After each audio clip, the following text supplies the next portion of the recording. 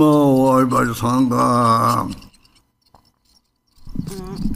yesterday we spoke about Vipassana, special insight, and although I don't know how to explain that well, I really did my best to explain that to you, and I apologize if there were any mistakes.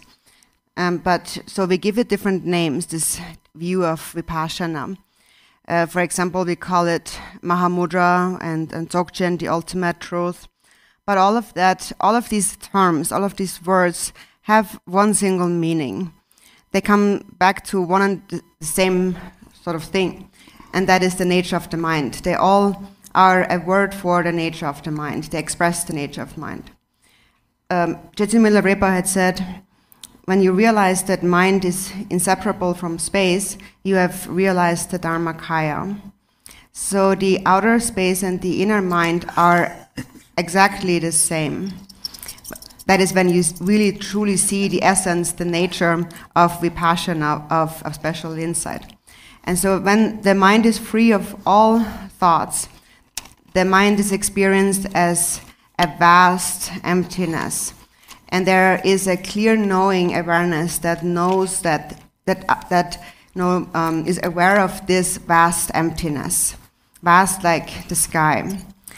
And if it's difficult to comprehend the vastness of space, yesterday we also mentioned other examples.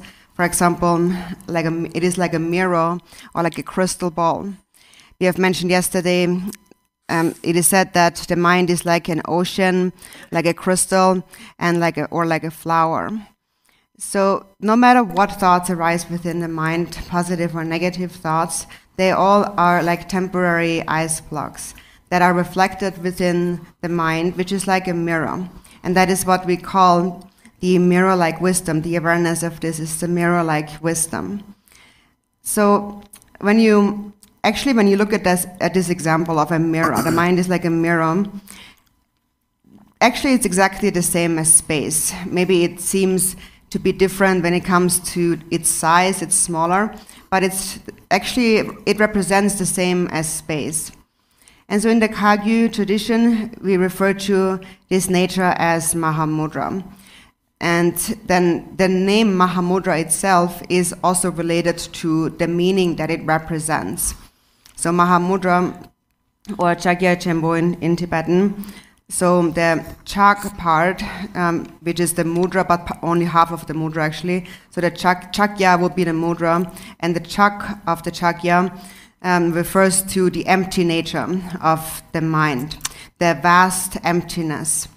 And that is what we have not recognized. We don't recognize our empty space-like nature. And temporarily, our perception is a perception of an I. There's this me. So now there's just this me. And we perceive self and other and many sentient beings. And they all perceive me. And due to that, they perceive the various appearances of the 6 realms of samsara.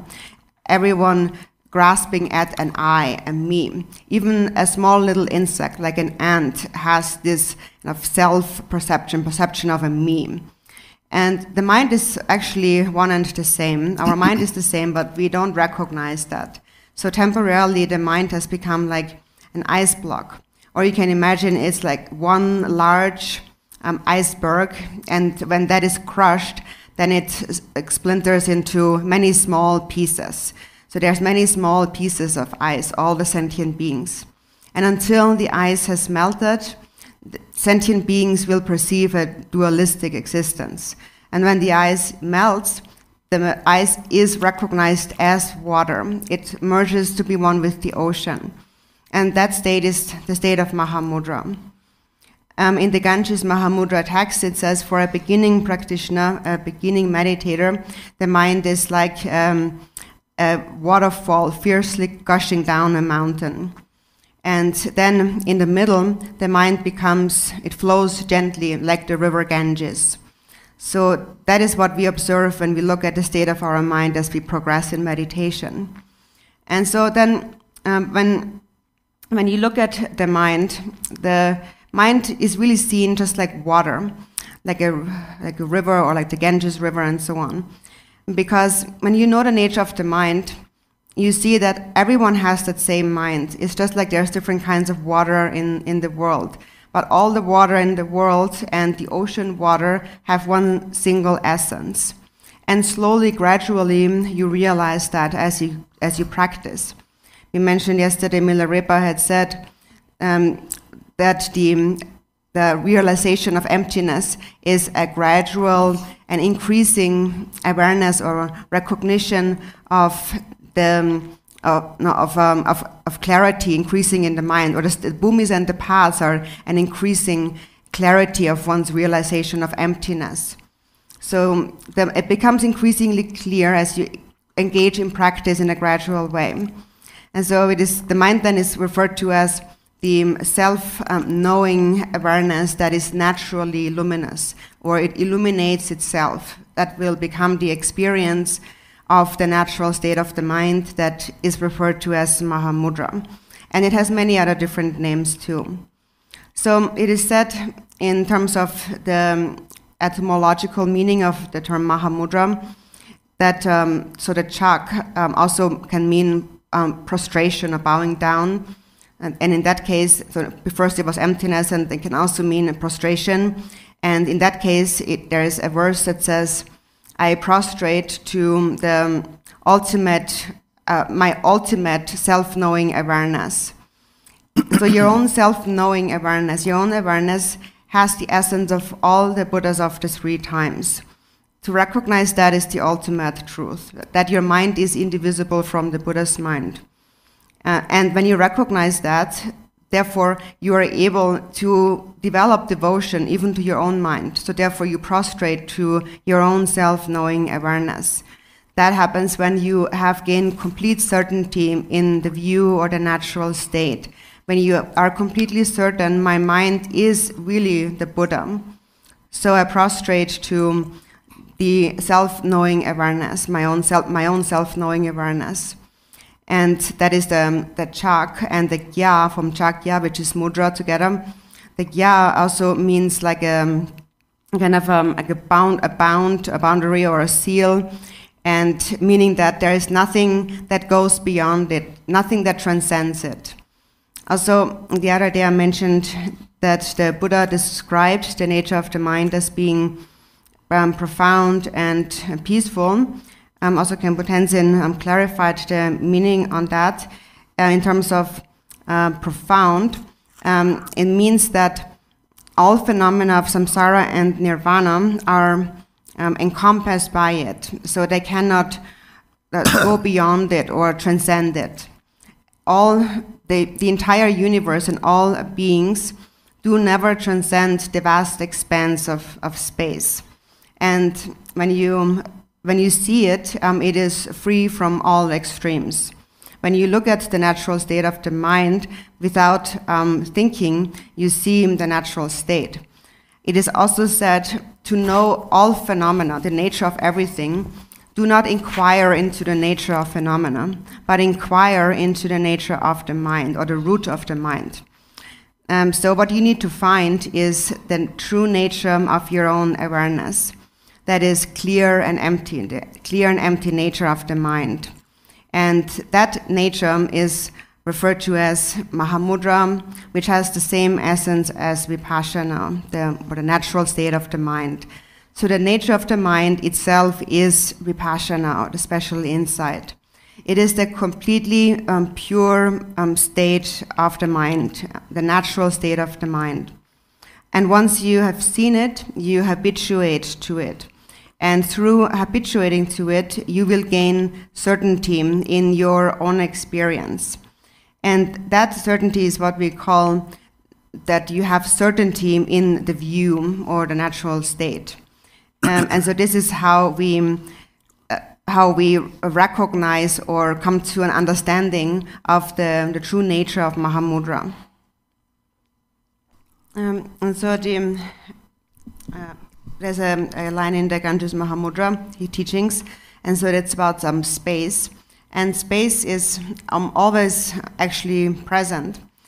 But most people don't really analyze space, what space really is. So actually in the beginning, we should analyze that, the outer space. So in the Ganges Mahamudra it says, when you look into the middle of the sky, fixed concepts of center and boundary will cease. So when you look at the mind is just like space without center and without boundary. And also yesterday we mentioned the mind is profound and vast. There's nothing that is vaster than the sky, than space. There is nothing in samsara and nirvana that transcends the vast expanse of space. So its depth is extremely vast. It is profound in terms of being deep and vast. No one can really fathom the depths of space, the breadth of space. No one can really understand it. Actually, once a disciple asked me very directly, and that was in the context of me saying that space is without center and boundary. And so then another disciple asked me, but then where is the center of space? And I said, generally space has no center, but if you're looking for a center, if you want to have a center, then it's right above your head. Wherever your head is, that's where is the center of space. And so what does it mean that the center of space is right above your head? It is that when you realize the nature of the mind, you realize that mind being like space has no center and no boundary. And whoever realizes that, to them, that realization becomes the center of space, so to speak. Center as in the middle, and middle as in the middle way, like the view of the Madhyamaka. The middle way view describes the ultimate nature, the natural state of the mind, by means of words, so through verbal expressions. And that is called the view of the Madhyamaka. And so actually it transcends all words, but this is how it is described. So in the middle way school. So the center of space refers to one's realization of the space-like nature of the mind, and then one has found like the center or the middle of space. And then one realizes that mind is vast and deep, just like space. So what I'm trying to say with that is that in the beginning it is necessary that we think about it, that we really analyze the nature of space. So the mind is empty, just like space. And so when you think about space, you might feel that you understand that space is space. But then when we say that all the universe and all the beings are like that, then again, these thoughts of perceiving everything in this concrete way and having your concepts about how things are, again, these habitual imprints arise within the mind, and then you cannot really see things like space. So as an antidote to this kind of perception, the Buddha first said, all compounded phenomena are impermanent. So compounded phenomena is what makes up all the things in the world, this entire world. This entire world is impermanent. And and all the inner sentient beings are just like that. And so when you, for example, take this planet Earth, this world, it is just like a little heap of earth that you have in your hand. You have a heap of earth in your hand, and when you blow on it, then it just disperses into space and it's gone. And that's the nature of our planet Earth. And that's the nature of all the 5 elements. That's the empty nature of all the 5 elements. So you will not find anything that you can really grasp at, anything of any substance whatsoever. Also, if you do not grasp at things as real, then also naturally the various thoughts and the afflictive emotions in relation to appearances will actually collapse. And that is because you cannot find anything substantial to cling to.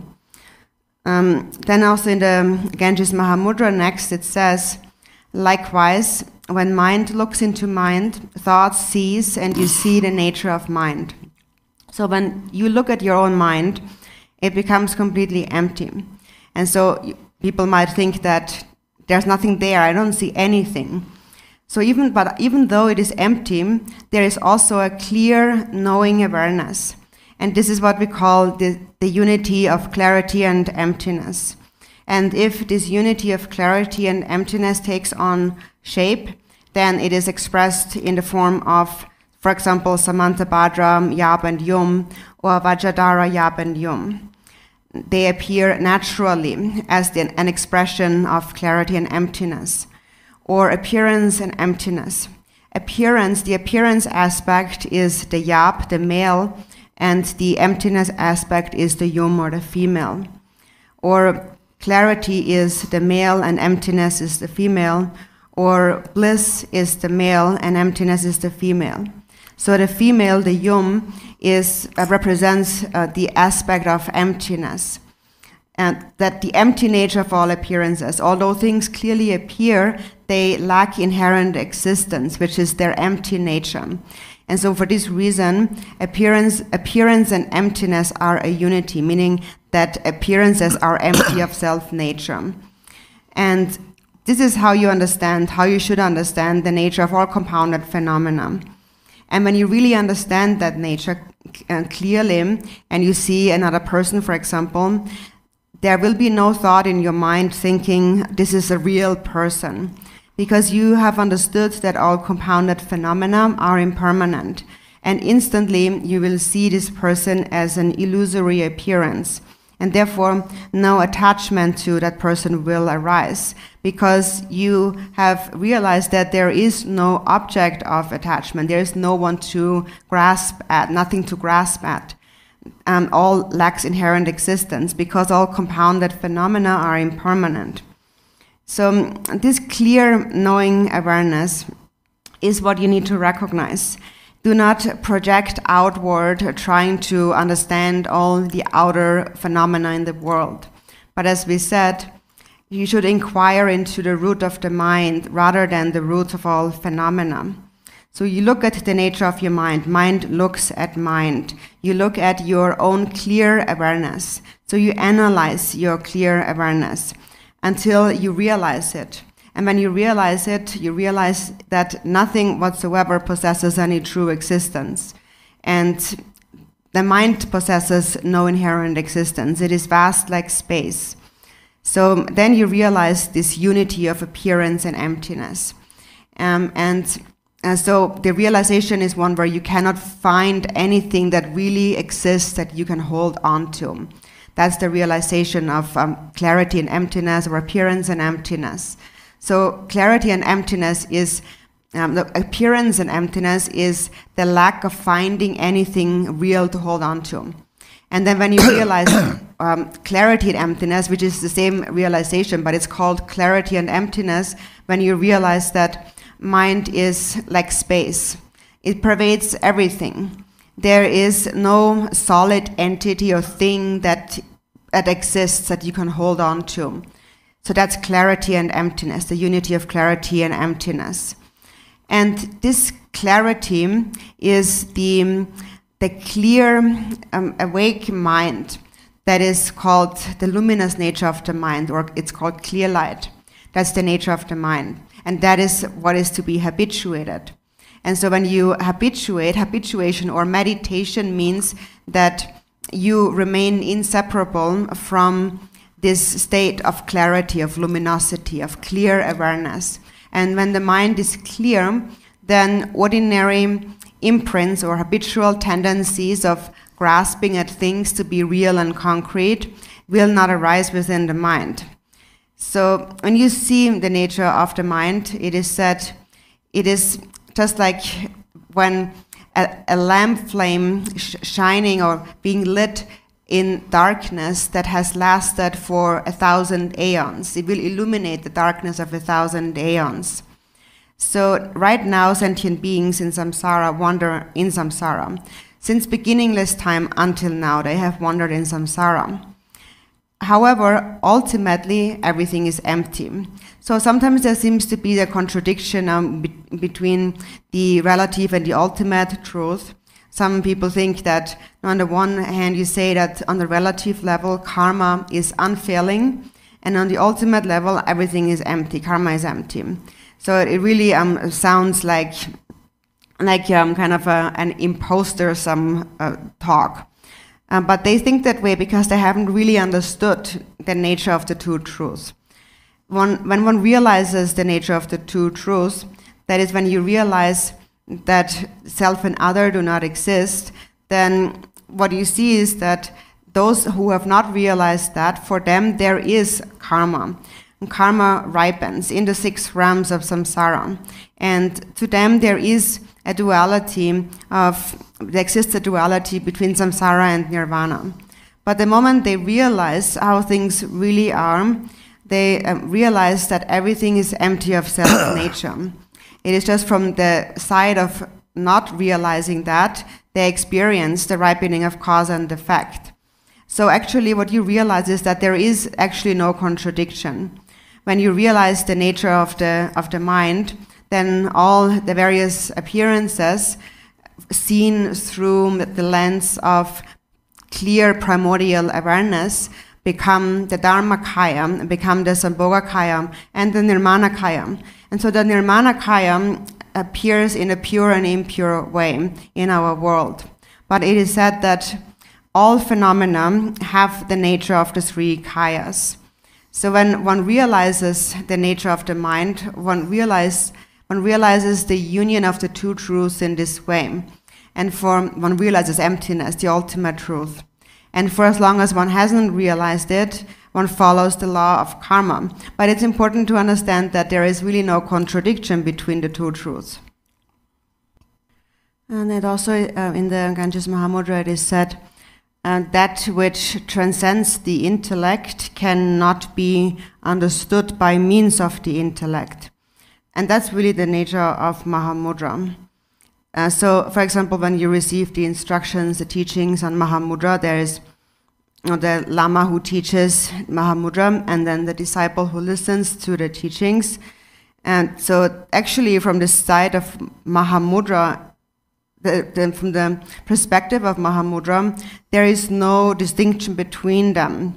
There's no distinction between me and you, who is explaining or listening to the teachings.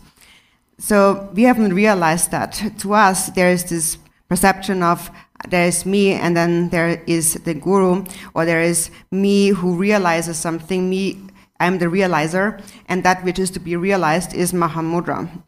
But actually, they are non-dual. The one who realizes it and what is to be realized are actually one.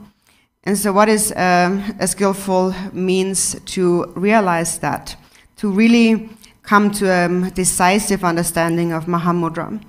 Again, in the Ganges Mahamudra text, it says, without a single thought, decisively look at your ultimate nature.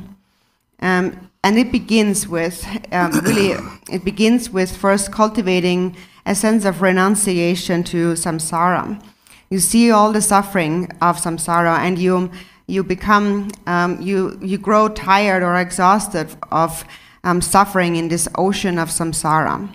So first there is renunciation, and then you develop faith and devotion in the 3 jewels based on your understanding of the 3 jewels' qualities.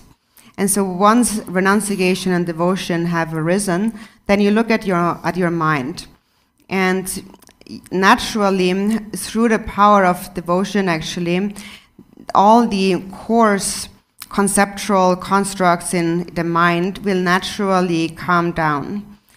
It is said that this happens when an intense feeling of devotion for the Guru arises, and also when compassion arises for sentient beings. This is also called the mind that is empty and compassionate, or the union of emptiness and compassion. So Mahamudra is realized by not having a single thought and decisively looking at your true nature, the ultimate nature, the nature of your mind, the true natural state of the mind. And so here at this stage of looking at your mind, there is not a single thought. So here you don't analyze anything. You just directly look at your mind. that is called the view of vipassana or special insight. And then once you see the mind, then all you do is just stay in there. You continue on within that state, and that is it, without developing any thought or any fixation in the mind. So when you look at your mind, do not have a single thought. When you do not have a single thought by looking at your mind, how is that mind? The mind is in a very restful or relaxed state, and naturally it becomes just like space.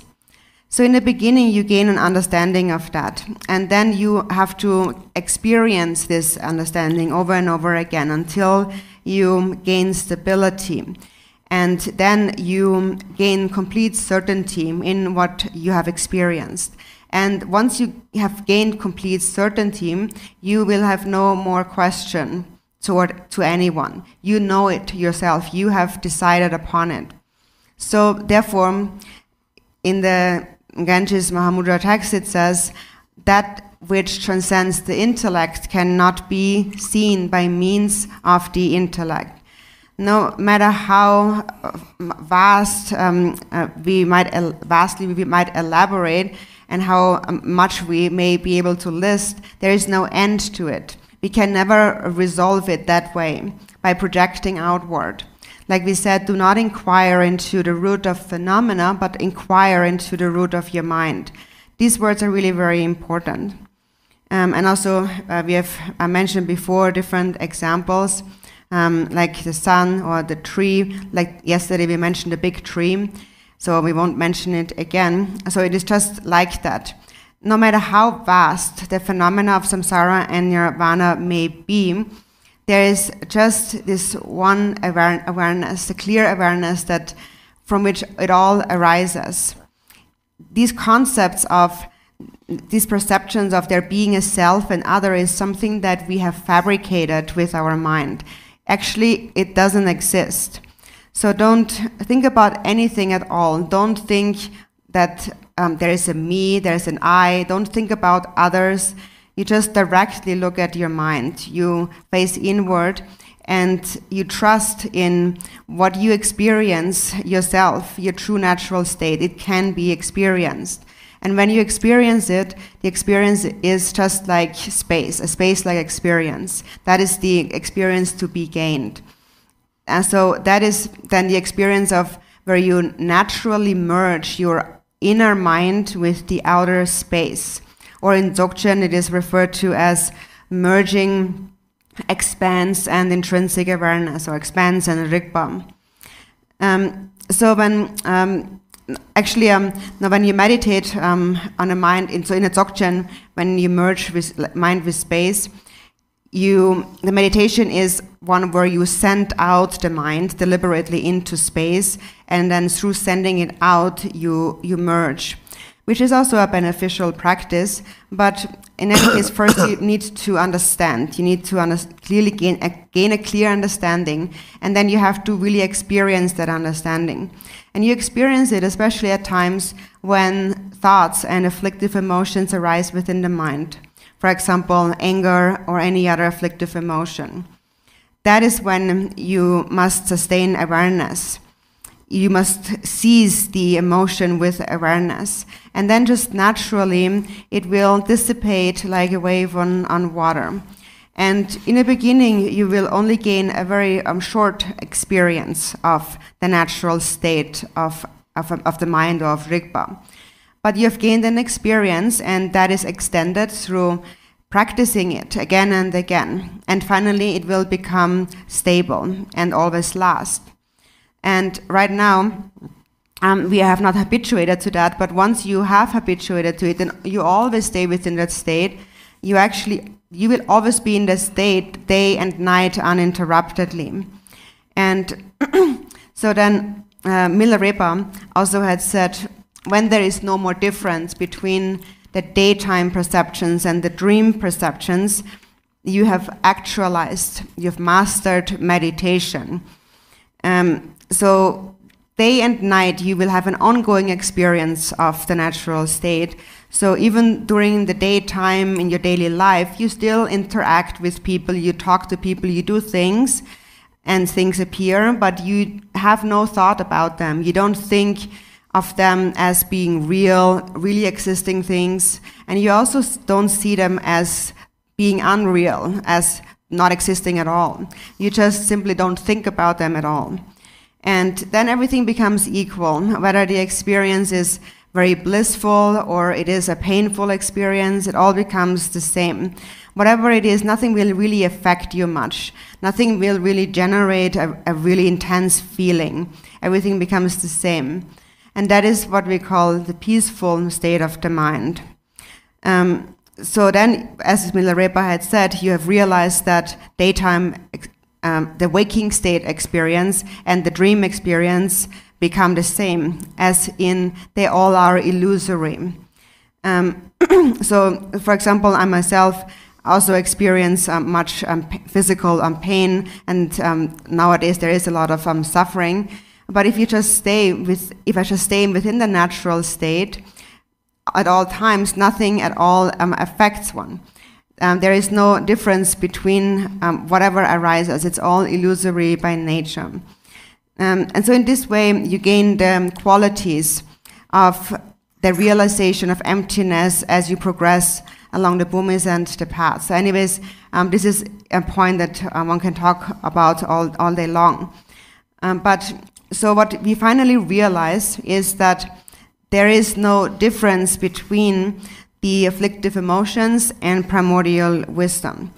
Also here, Milarepa had said, when you realize there is no difference between afflictions and wisdom, you have perfected, you have mastered realization. So for a beginning practitioner, how we practice with the afflictive emotions in this. So when an afflictive emotion arises, don't think about it in terms of this is good or this is bad. Think nothing at all. Whether it is a positive or a negative thought that arises, instantly rest within that thought, within its essence. And in the beginning practitioners will find it difficult to just stay within that state. And therefore, for them, it is helpful to meditate on the Hung syllable. The Hung syllable has the power to shatter all thoughts and afflictions. Hung has the nature of emptiness, and it renders all thoughts and all feelings into nothingness. So the feeling that arises, so we have a thought and then a feeling comes from that. That feeling is the habitual imprint, the habitual tendency or the karmic imprint. And then if we accumulate many of these karmic imprints, it is because we have accumulated many of these karmic imprints that things appear as real. So that is why the more of these imprints we accumulate, the more solid and dense and real things begin to appear. And so that is why the various appearances of the 6 realms of samsara manifest to the sentient beings. They are all a natural manifestation of the 6 afflictive emotions. So when this imprint arises, meaning when a very subtle feeling begins to arise, immediately shatter it with the Hung, and then finally experience that the one who shatters and that which is shattered are actually indivisible. And then you rest within an even state, an even meditative state of non-duality. It is also said that this awareness that shatters these thoughts is like fire, and the thoughts are like wood. Also, now this is how it is explained in the Dzogchen teachings, that thoughts arise naturally and they are liberated upon arising, so they are self-liberated or naturally liberated. So when wisdom or clear awareness seizes the thoughts arising in the mind, the thoughts will naturally collapse into themselves. So that's called the natural arising and natural liberation of thoughts. And liberation means that there is no feeling at all left behind, not even a subtle feeling. And it is just like the mind is like a mirror that has completely been cleansed, or kind of has all the fog wiped off it. It is completely crystal clear. There's not even the subtle slightest of feelings left behind. So, as Milarepa had said, when you realize that there is no difference between the afflictions and primordial wisdom, you have actualized realization, the actual realization. And so mainly devotion is very important. And so it's important to cultivate devotion to the Buddha, because all the Dharma that we learn comes from the Buddha. So remember the Buddha's kindness again and again. Now, especially now, there is so much suffering in the world, and there is so much suffering in samsara. And we actually witness so much suffering. And the method to free beings from suffering was only really taught by the Buddha. No one else has found it. So, therefore, it is important to remember the kindness of the Buddha. He shows us the path to liberation, and liberation means that the mind has to become liberated. It's no benefit if just the body becomes liberated. So cultivate devotion to the Buddha, and also if you cultivate devotion to the Buddha, devotion to the noble Sangha will also naturally arise. And when devotion arises, then compassion for sentient beings will naturally arise. Dharma friends, also especially nowadays, we can see there's a lot of suffering in the world, and many of you worry about this a lot. But also think about it in this way, because now we directly see, we are being made aware of a lot of suffering that happens in the world, but actually it happens all the time. Constantly, sentient beings are born and die, and there's always uninterrupted suffering. It is just that now we become aware of it, but it's actually always happening. It's like an ever-turning wheel that turns uninterruptedly. It is just that normally, until now, we haven't really seen it so directly. But regardless of how much suffering there is, ultimately, sentient beings are never separated from their Buddha nature. And it's very important that you are completely certain about that. And then also, Dharma friends, there is an important thing, that is the wristband that we have distributed, with the liberation by seeing and touching mantra, is extremely important, especially in times like these when we pray for the world. So this wristband benefits those who are alive. It becomes like a protection sphere or a wheel of life, a sphere of life for them. And then for those who have died, there is on the inside their liberation by touching. So it benefits them too.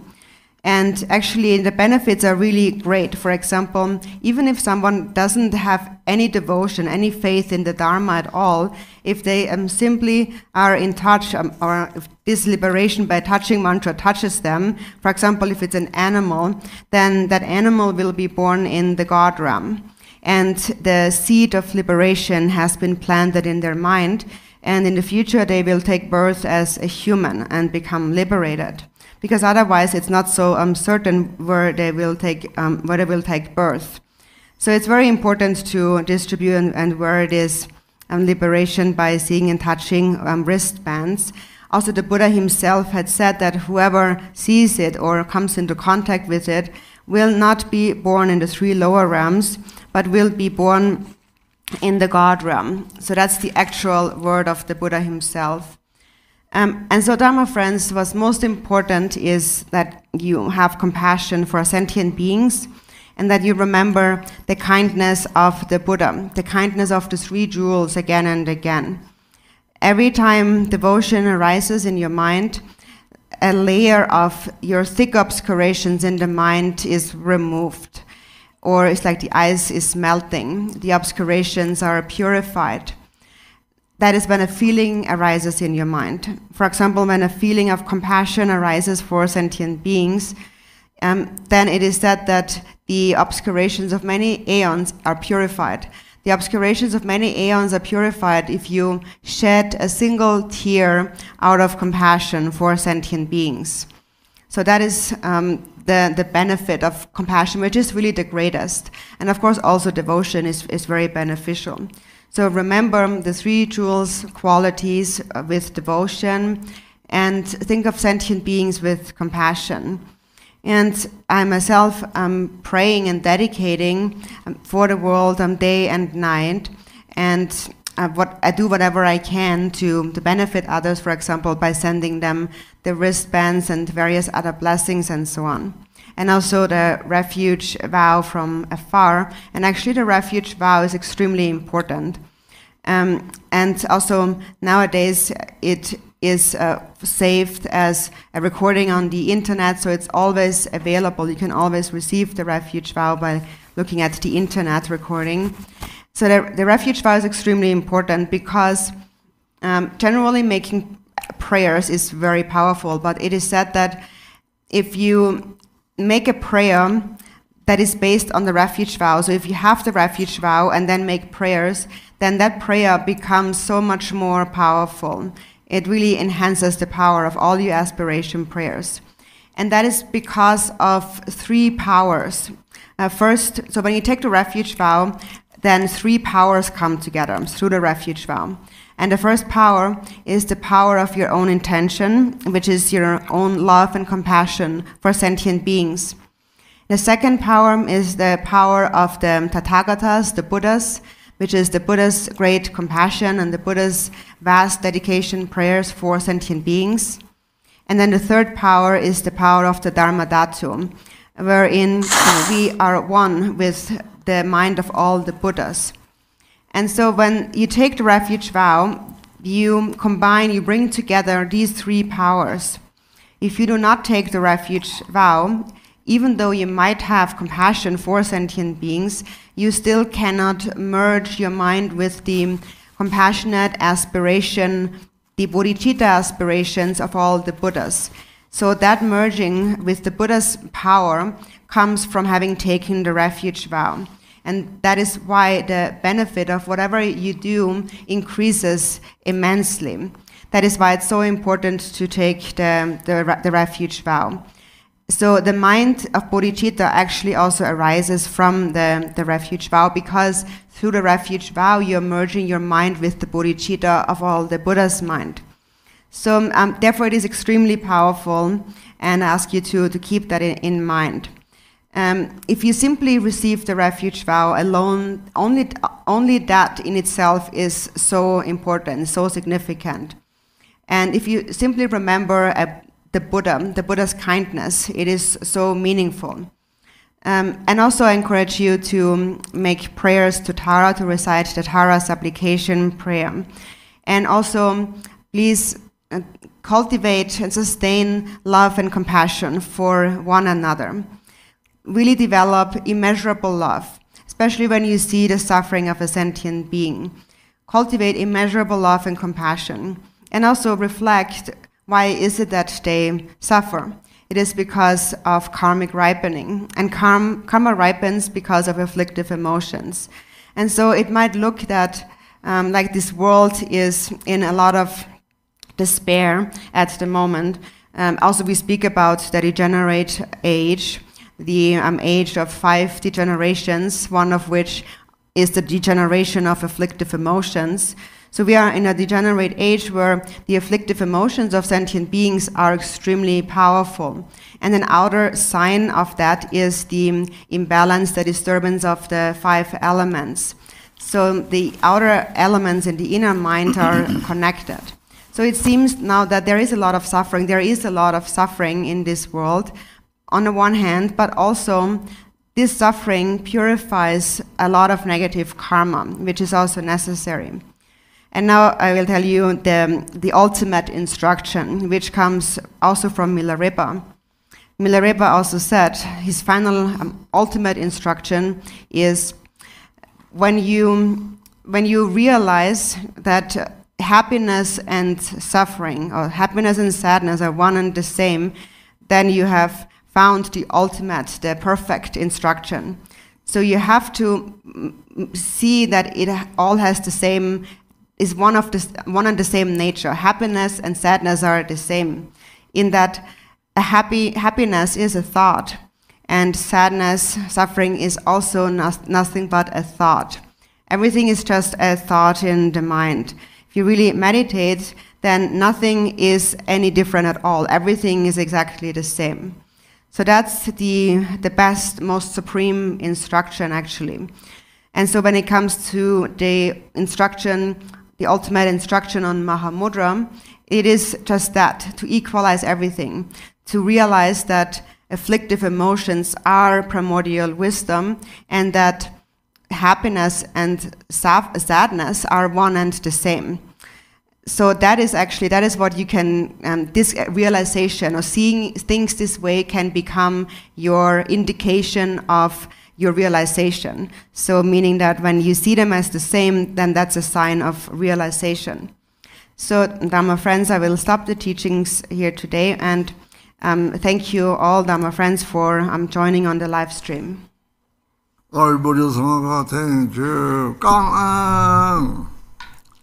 So it is really excellent that year by year, every year, you're showing much interest in this practice of the 100 million mantra accumulation of Amitabha, and also of the Mani mantra.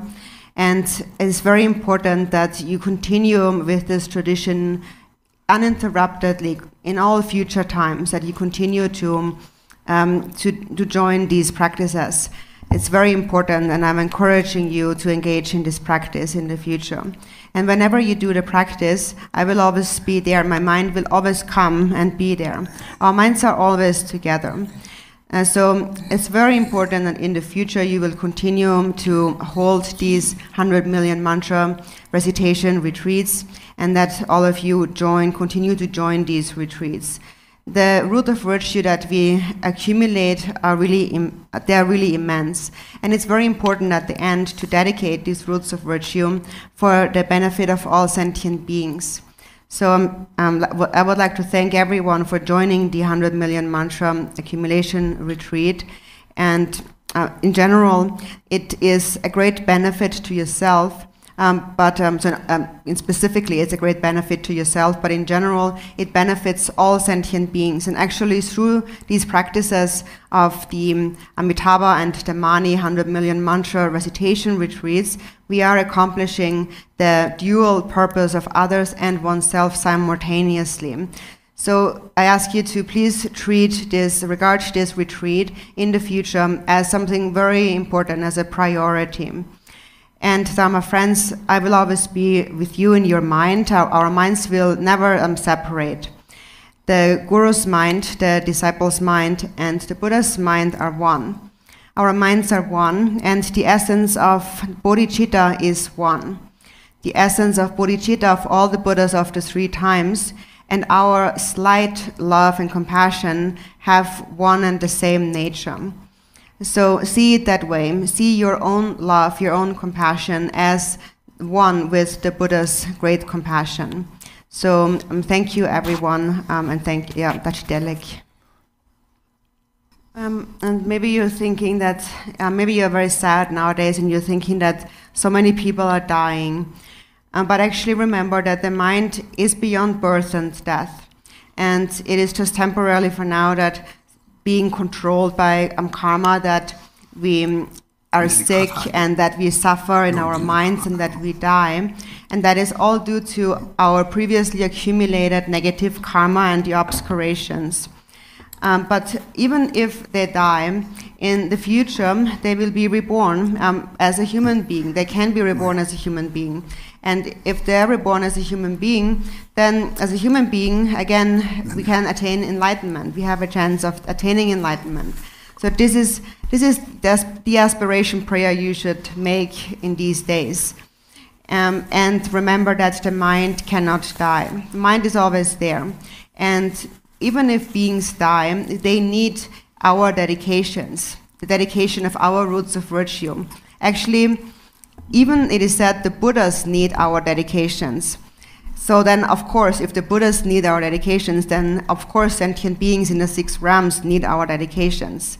For example, it is said that the lamas, the gurus, need our dedication because they need a lot of merit in order to be able to benefit sentient beings vastly. Actually, we can also think that we are very fortunate too in this world, because we have met the Dharma. We are able to hear the name of the Buddha. So we are extremely fortunate, actually. And on the ultimate level, our Buddha nature will never abandon us.